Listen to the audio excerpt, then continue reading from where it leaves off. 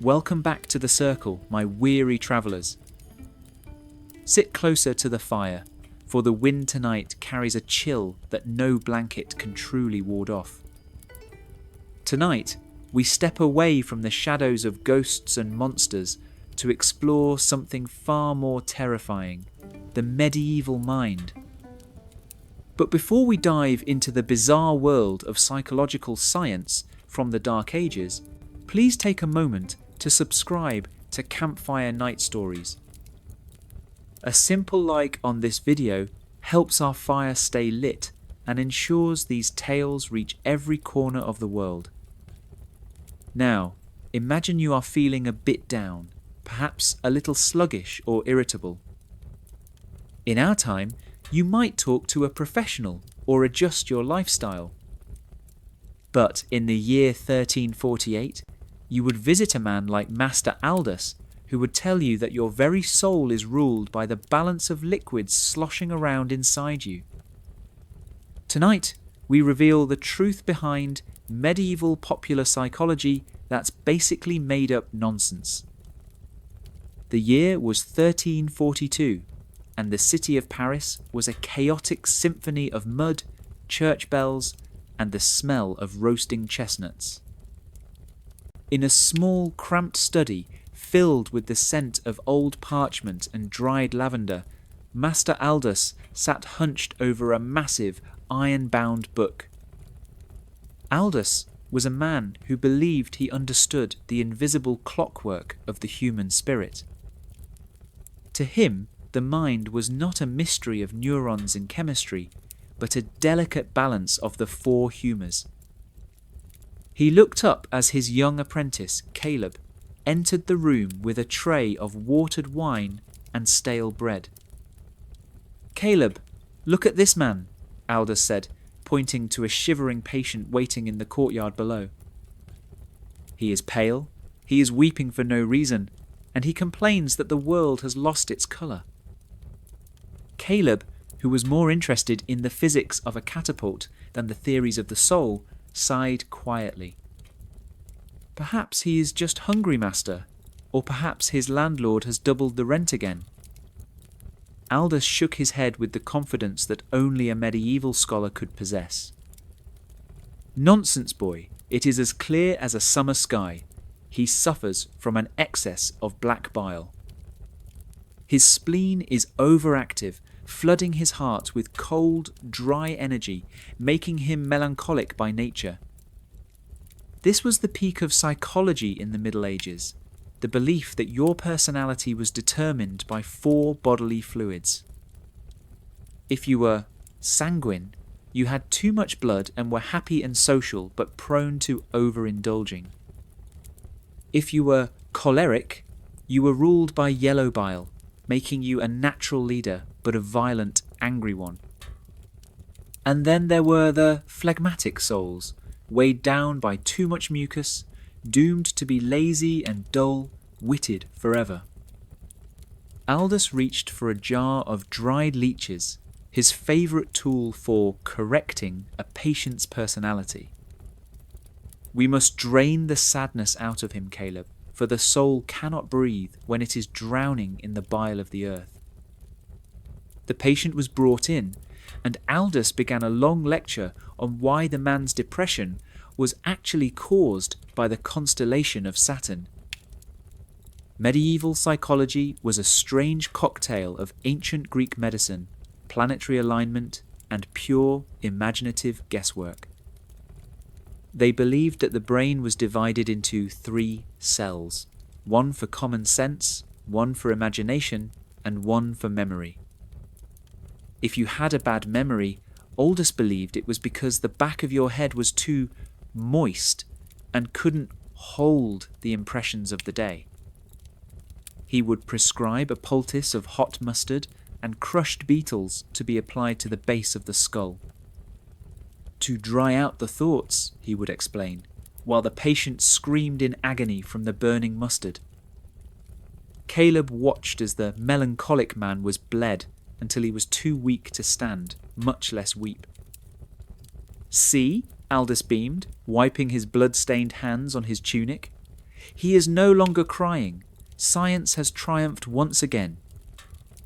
In the medieval mind, there was no such thing as a random mood.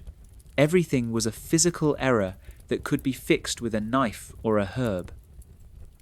They believed that hysteria was caused by a woman's uterus literally wandering around her body like a lost animal. Aldous once prescribed a woman to sit over a jar of foul-smelling onions to scare her organs back into place. It was a world where the map of the mind was drawn by people who had never seen an actual brain. But as the fire in the study burned low, Aldous was already preparing his next lecture on why red-headed people were inherently untrustworthy. "It is the sulphur in their blood, Caleb. It boils their common sense away," is less than Hasson. Zero hash is greater than. The apprentice simply nodded, wondering how humanity had managed to survive this long with such experts in charge. Part 2. The Moon, the Stars, and the Shattered Mind. As the bells of Notre Dame tolled for the midnight hour, Master Aldous leaned back in his creaking chair. He began to explain to Caleb that the fluids in the body were merely the puppets of the celestial bodies above. In the medieval psychology of Aldous, a man's mental health was not his own, but belonged to the moon and the wandering stars. "Caleb, have you noticed how the madmen in the cells below bark louder when the moon is full?" Aldous asked. He was describing the birth of the word lunacy, a psychological theory that dominated for 1,000 years. They believed that because the moon controlled the tides of the great oceans, it must also pull on the liquids inside the human skull. Aldous reached for a copper astrolabe, a device used to map the heavens, and held it up to the candlelight. "The brain is soft and moist, like a sponge," he proclaimed, with a finger raised in the air. "When the moon is full, it draws the brain upward against the bone, causing the thoughts to spill over like water from a bucket." This was the medieval explanation for sudden outbursts of rage, fits of laughter, or the falling sickness. If a patient arrived during a lunar eclipse, Aldous would refuse to treat them entirely. He believed the celestial shadow would infect his own mind, passing the madness from the patient to the doctor like a common cold. Caleb watched as his master began to draw a map of the human face, connecting different features to the planets. This was the science of physiognomy, the idea that you could judge a man's psychological state by the distance between his eyes. "A man with a nose like a hawk is a natural predator, Caleb. He is prone to deceit and sudden violence. But a man with a wide, flat forehead has too much space for his thoughts to wander. He will never be a scholar." To Aldous, the shape of the body was the billboard of the soul, and no one could hide their true nature from a trained eye. If you were born under the sign of Mars, your psychology was permanently fixed toward anger and war. There was no talk of self-improvement or therapy in the study of Master Aldous. You were born a slave to your stars, and the best a doctor could do was try to cool your temperament with cold stones. He reached into a wooden chest and pulled out a smooth blue lapis lazuli.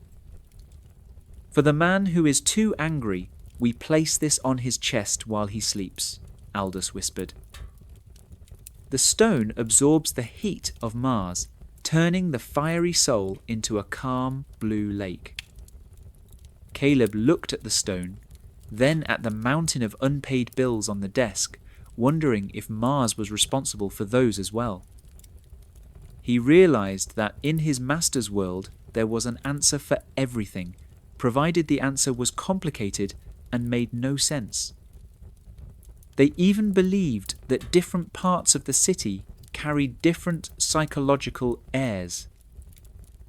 Aldous claimed that living near a tannery made a man prone to heavy, earthy thoughts that led to a life of crime, while living near a bakery with the constant smell of yeast promoted a light, airy spirit suitable for poetry. It was a system of psychology built on smells, colours, and the silent movement of the planets above. As the candle flickered, Aldous began to prepare a specialised musical treatment for a local merchant. The merchant suffered from sloth, which Aldous believed was caused by a slow vibrating soul. "We shall play the trumpet in his left ear for 3 hours, Caleb. It will shake the phlegm loose from his spirit." The apprentice winced at the thought, realising that the medieval mind was a very loud and very confusing place to live. Part 3. The Music of the Spheres and the Wandering Womb. The next morning, the study was filled with the discordant blare of a brass horn as the merchant sat in terror. Aldous believed in harmony theory, the idea that the human mind was a musical instrument that had fallen out of tune. To him, different moods were simply different notes that were being played incorrectly by the heart. "The soul of a healthy man should hum like a well-tuned lute," Aldous shouted over the noise of the trumpet. But medieval psychology didn't stop at music. It took a turn into the truly bizarre when it came to women. Aldous pulled a dusty scroll from the shelf, one that detailed the hysterical affliction. "Caleb, pay attention, for this is the most common psychological disorder of the fairer sex." They believed that the uterus, the womb, was a living, semi-conscious creature with a mind of its own. If a woman was unhappy, or if she went too long without a husband, the womb would get bored and start to wander. It would crawl upward through the body like a slow-moving snail, pressing against the lungs and the heart. This, Aldous explained, was the reason for fainting spells, anxiety, and sudden weeping. To fix this, we must use the power of scent to guide the creature back to its proper home. He showed Caleb 2 jars, one filled with the sweetest rose oil, and the other with the stench of rotted fish. "We hold the sweet smell at the woman's waist and the foul smell at her nose," Aldous explained with a grin. "The womb, being a creature of taste, will flee from the stench and move toward the perfume." Caleb stood in stunned silence, trying to imagine the internal anatomy his master was describing. In this psychology, there was no room for trauma, for grief, or for the complexities of a woman's life. Everything was reduced to a wandering organ that could be manipulated with a piece of old fish. Aldous then turned his attention to melancholic love, which he considered a form of severe brain damage. He believed that if a man fell too deeply in love, the image of the beloved would get stuck in the middle cell of the brain. Like a physical splinter, this image would fester, causing the brain to dry out from the heat of passion. "The only cure for love, sickness, Caleb, is a long walk in a cold rain and a diet of boiled lettuce. Lettuce is the enemy of desire. It dampens the fires of the blood and clears the imagination." The psychology of the 14th century was a desperate attempt to categorize the chaos of human emotion. They used metaphors of fire and water, of music and stars, because they lacked the language of the mind. To Master Aldous, a person was not an individual with a history, but a container of liquids and stars. As the sun reached its zenith, a new patient arrived, a young scholar who claimed he was seeing things that were not there. Aldous didn't ask about the man's sleep or his diet. He immediately reached for a small, sharp drill. The stone of folly must be removed, Caleb.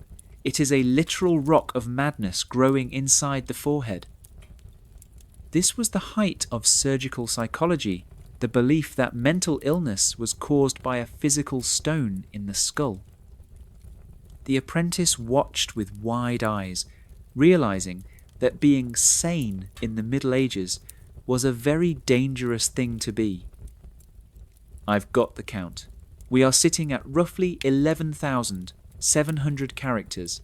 I will now dive into the more surgical and supernatural side of this psychology, focusing on the literal holes in the head and the terrifying world of dream interpretation. This section will add another 8,000 to 9,000 characters, bringing us closer to the 20,000 mark. Part 4. The Stone of Folly and the Trepanation of the Soul. Master Aldous held the bronze drill with a reverence that made Caleb's stomach turn into a knot. You see, Caleb, when the humours are balanced and the stars are aligned, yet the mind remains fractured, there is only one logical conclusion. He leaned in close, his breath smelling of the bitter ale he drank to fortify his own logic during the day. The thoughts have become physically trapped. They are bouncing against the inside of the skull like birds in a cage. This was the medieval justification for trepanation, one of the oldest and most terrifying psychological procedures. They believed that by drilling a small hole into the skull, they could provide an exit for the vapours of madness or the demons of pressure. The young scholar sat trembling in the chair, his eyes fixed on the ceiling, as Aldous prepared the site with a sponge of vinegar. Ancient wisdom tells us that the stone of folly grows in the frontal lobe of those who study too much or think too deeply. Aldous claimed that this stone was a calcified mass of bad memories and forbidden desires that had turned into literal rock. As he began the slow, agonizing process of the drill, he explained the psychological relief the patient would soon feel. Once the air of the world touches the brain, the heat of the madness will evaporate into the sky. Caleb watched, horrified, as the doctor surreptitiously produced a small, jagged pebble from his own sleeve. With a flourish of his bloody hands, Aldous extracted the stone from the wound, showing it to the half-fainting scholar. "Behold, the source of your visions. Your mind is now as clear as a mountain stream." This was the psychological placebo effect of the 14th century, performed with a drill and a handful of gravel. The patient, overwhelmed by shock and the sheer relief of the procedure ending, truly believed he was cured. Aldous called this manual purgation of the spirit, convinced that the mind could be cleaned like a dusty rug. He didn't realize that the peace the patient felt was likely just a severe concussion or the onset of infection. To a medieval psychologist, a quiet patient was a sane patient, regardless of why they had stopped talking. As the scholar was led away, Aldous turned to Caleb and began to wipe his tools on a piece of greasy wool. Next, we must discuss the night travels, for the mind is most dangerous when it thinks it is asleep. Part 5. The Psychology of Dreams and the Demon of the Night. In the world of Master Aldous, dreams were not seen as the brain processing the day's events. Instead, they were viewed as actual, physical journeys that the soul took while the body remained in bed. When you dream of a far-off land, Caleb, your spirit has actually flown through the keyhole and over the city walls. This led to a very specific and very terrifying form of medieval dream psychology.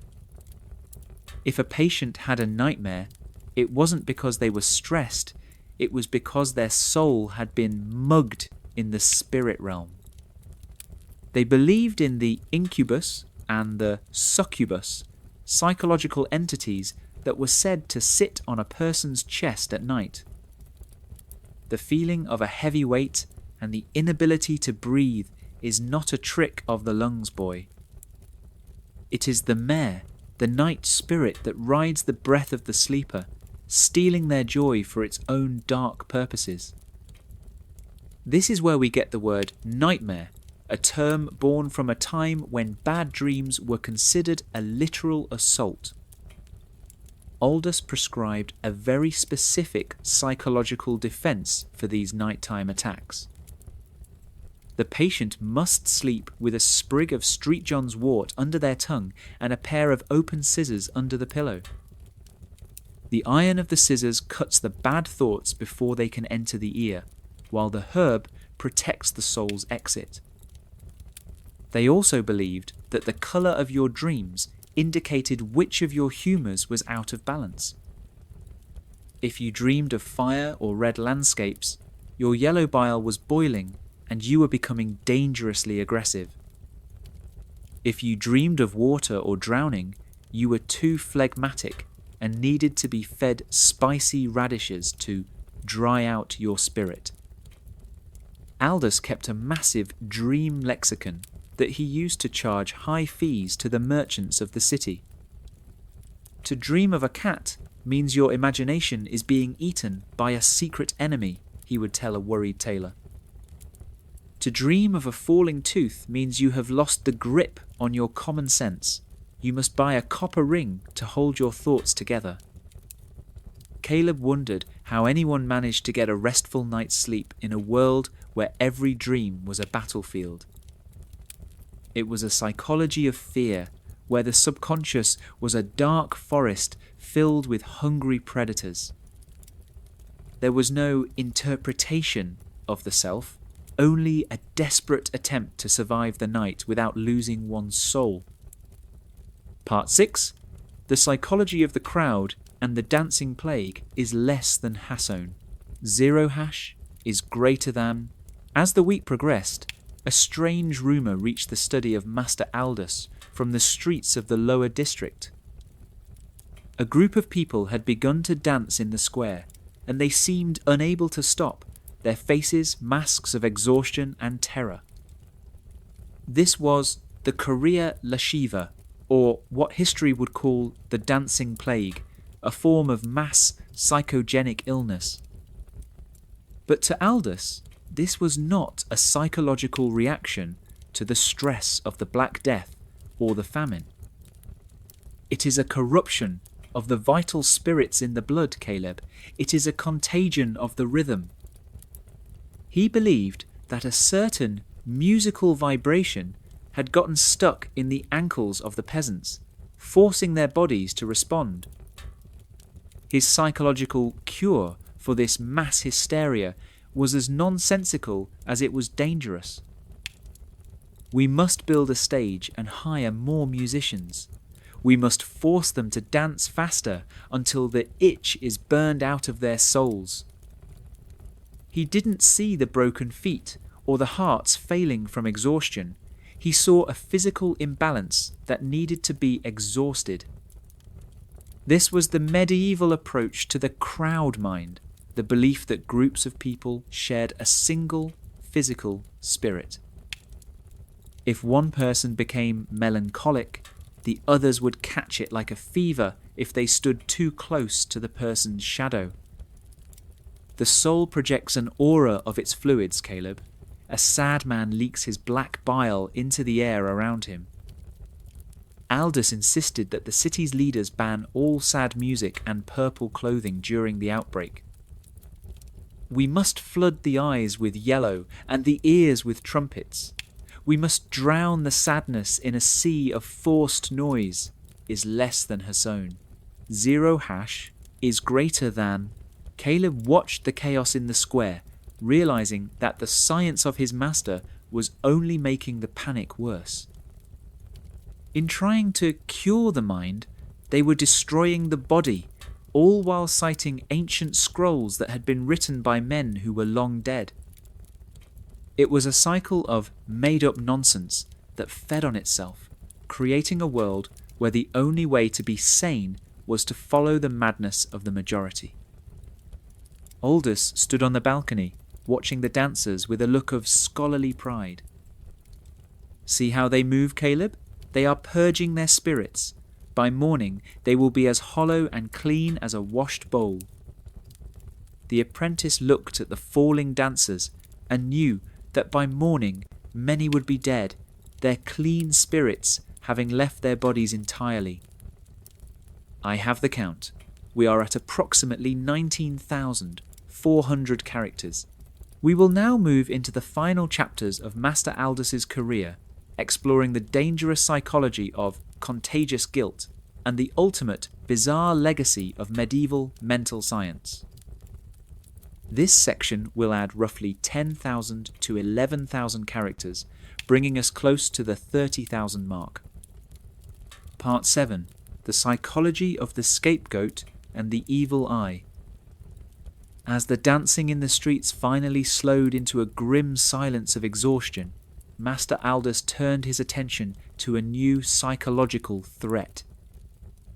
He called it the Invidia Malefica, or the science of the envious eye. "Caleb, have you ever felt a sudden shiver when a stranger looks at you from across the market? That is not a trick of the nerves. It is a physical projectile launched from the pupil of the eye." In the medieval psychology of Aldous, the eyes were not just sensors, they were weapons that could transmit mental poison. They believed that a person filled with envy, another humour based in balance, could literally rot the thoughts of others just by looking at them. If a man is successful and happy, his spirit is bright and expanded, Aldous explained, drawing a series of radiating lines on a piece of vellum. But the envious man has a spirit that is shriveled and hooked. He casts out invisible vapours of bitterness that can curd the milk in a woman's breast or the logic in a man's brain. This led to a psychological culture of constant suspicion and the wearing of counter-psychological amulets. Aldous sold small pieces of mirror stone to be worn around the neck. "It reflects the heavy gaze back at the sender, Caleb. It is a shield for the mind." This wasn't just harmless superstition, it was a psychological framework that allowed people to blame their own mental failures on the thoughts of their neighbours. If a student failed his exams, he didn't study poorly, he was overlooked by a jealous rival. If a merchant became depressed, it wasn't a tragedy of the soul, it was a mental infection from an envious beggar. It was a psychology that externalized every internal struggle, turning the human mind into a battlefield of invisible rays. To heal a mind that has been struck by the evil eye, we must find the source, Aldous whispered, his eyes narrowing. We must find the person whose thoughts are crooked and force them to bless the victim. This often led to the psychological torture of the town's outcasts, the elderly, the poor, or the eccentric. They were forced into rituals of reconciliation that were little more than public shaming. Aldous believed that by forcing the envious person to smile and offer a gift, the hooks in their spirit would be straightened out. Caleb watched as an old woman was brought into the study, accused of thinking too darkly about the baker's son. "Your thoughts have weight, mother," Aldous shouted at her. "They are pressing down on the boy's imagination like lead weights." The psychology of the Middle Ages didn't need evidence. It only needed a theory that sounded complicated enough to be true. Part 8. The Great Mirror of the Soul and the Mirror Demon. By the end of the year, Aldous had reached the peak of his psychological discoveries. He had constructed what he called the speculum animae, or the mirror of the soul. It was a large, polished silver plate, surrounded by candles and engraved with the signs of the zodiac. A man cannot see his own spirit, Caleb, because the eyes look outward, never inward. But with this mirror, we can catch the reflection of the aura before it vanishes into the air. He would have his patients stare at their own reflection in the flickering candlelight for hours on end. In the modern world, we know that this causes the Troxler effect, a psychological phenomenon where the face begins to distort and change in the mind's eye. But to Aldous, this was a breakthrough in deep tissue psychology. Look, see how your face becomes that of a wolf? That is the hidden beast humour rising to the surface. He believed that by forcing the patient to confront their inner demon in the mirror, the demon would be frightened and flee. Patients would emerge from these sessions screaming that they had seen the devil or their own rotting corpse. "It is working," Aldous would cry with delight. "The madness is coming out through the eyes. The mirror has sucked the rot from the brain." In reality, he was inducing temporary hallucinations and severe psychological trauma in people who were already vulnerable. He believed that the mind needed to be shattered before it could be rebuilt in a more godly shape. This was a form of medieval aversion therapy that used terror as its primary tool. If a man fears his own thoughts, he will be too afraid to be mad, Aldous theorized. He even began to experiment with sleep deprivation psychology. He believed that if a person didn't sleep for 3 days, the gates of the memory cell would swing open, allowing the doctor to sweep out the bad thoughts. Caleb watched as his master stayed awake with a patient, both of them hallucinating from exhaustion. "I see the angels of logic, Caleb," Aldous shouted at 3 a.m, pointing at an empty corner of the room.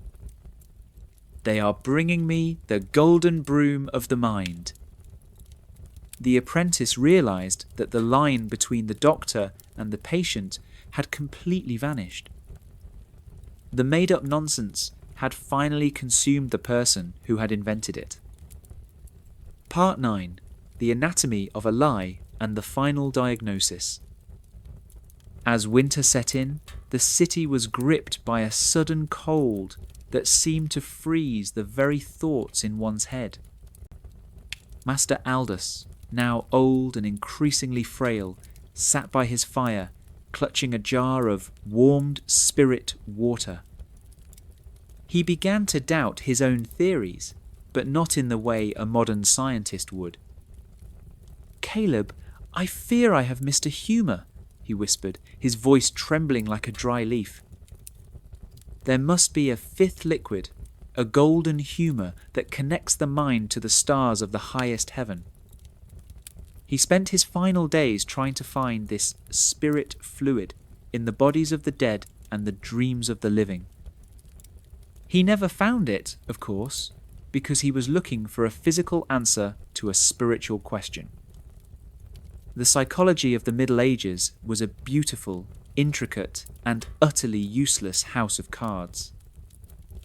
It was a system designed to give people a sense of control over a world that was terrifyingly random. They needed to believe that their sadness was just bile, that their anger was just a planet, and that their madness was just a stone. Because if the mind was just a physical thing, then it could be fixed with a physical tool. The truth that the human mind is a vast, invisible ocean of experience and chemistry was too much for them to bear. Master Aldous died in the spring of 1349, convinced that he was a pioneer of the human soul. He left behind a library of nonsense that would take hundreds of years to unlearn. Caleb, the apprentice, did not become a doctor. He became a builder of bridges, preferring the solid, predictable logic of stone and gravity over the shifting fluids of his master's dreams. He realized that the only true psychology was the one of kindness and a warm fire on a cold night. The leeches, the drills, and the mustard poultices were buried with Master Aldous, eventually becoming the dust of history. Character count check. We have added approximately 10,000 characters in this final expansion. Added to the previous 19,400, we are now at roughly 29,400 to 30,000 characters. I will now finish the final 5,000 characters with Part 10, The Legacy of the Mad Scholars, and the final closing. Part 10, The Echoes of the Humours in the Modern Mind. As we look back at the study of Master Aldous from our high vantage point in the future, we might be tempted to laugh. We see the stone of folly and the wandering womb as the fever dreams of a primitive age. But the made-up nonsense of the medieval mind didn't disappear as quickly as we might think. The idea of the four humours survived well into the 19th century, influencing the way our ancestors understood personality. Even today, when we call someone sanguine or describe a friend as melancholic, we are speaking the language of Master Aldous. We still search for simple, physical answers to the complex riddles of our own emotions. We look at the stars for our horoscopes, hoping that Mars or Venus can explain why we feel a certain way on a Tuesday morning. The medieval psychology was a desperate, beautiful attempt to find order in the chaos of the human experience. It was the popular psychology of its time, a set of easy-to-understand labels that made people feel less alone in their own heads. If you were a choleric man, your anger wasn't a flaw. It was just your nature, a gift from the bile and the sun. There was a strange, harsh comfort in that system, a way to accept oneself without the burden of modern self-help. But it was also a system of chains, a way to keep people trapped in the categories they were born into. Master Aldous and his peers were not villains. They were explorers who had lost their maps. They were the first to ask, what is the mind and where does the self live? Their answers were wrong, often dangerously so, but the questions they asked are the ones we are still trying to answer today. The campfire of human knowledge has grown much brighter since the 14th century, but the shadows are still long. We have replaced the drill with the scan and the leech with the pill, but the mystery of the spirit remains as elusive as ever. Perhaps, in 500 years, a new generation will sit around their own fires and laugh at our modern psychology. They might see our theories as made-up nonsense, born from a time of limited sight. But they will also see that we, like Master Aldous, were only trying to find our way through the dark. Part 11, The Final Descent. The fire has now burned down to a glowing eye in the centre of the dark. The stories of Master Aldous and his wandering wombs are now just whispers in the wind.